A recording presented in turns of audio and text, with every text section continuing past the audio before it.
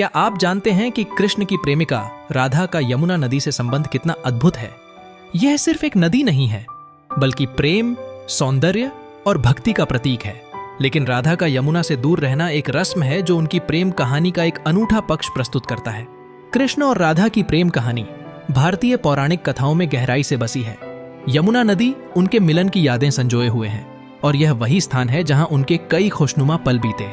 फिर भी राधा का इस नदी से दूरी बनाना एक प्रभावी प्रश्न छोड़ता है। क्या यमुना से दूर रहना उनके प्रेम को सुरक्षित रखने का एक तरीका है?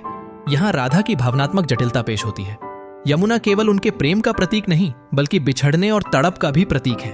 उनके लिए यह नदी उनके सुख और दुख दोनों की गवाही देती है। इसलिए जब वह यमुना से दूर रहती हैं, तो यह उनके प्रेम को अमर रखने की एक कोशिश है। वह अपने बिछड़ने की यादों से दूर रहना चाहती हैं, ताकि उनके प्रेम की पवित्रता बनी रहे। राधा का यह निर्णय न केवल उनकी स्वयं की भावनाओं को दर्शाता है, बल्कि कृष्ण के प्रति उनकी गहरी भक्ति को भी। यमुना से दूरी बनाए रखकर वह अपने प्रेम को साधारणता से परे रखना चाहती हैं। यह केवल एक भौतिक दूरी नहीं है, बल्कि उनके प्रेम के सार की रक्षा करने की कोशिश है।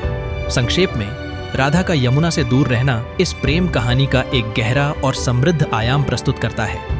यह एक ऐसा कदम है जो उनके और कृष्ण के प्रेम को न केवल संतुलित करता है, बल्कि उसे केवी चेतन भक्ति में भी ढालता है। राधा और यमुना के इस संबंध में आनंद और दर्द दोनों का समावेश है, जो उनकी प्रेम कहानी को अनूठा बनाता है। आपको राधा के यमुना से दूर रहने का यह निर्णय किस प्रकार का प्रतीक लगता है? क्या यह प्रेम के प्रति उनकी गहरी भक्ति है या पीड़ा का स्रोत? अपने विचार साझा करें।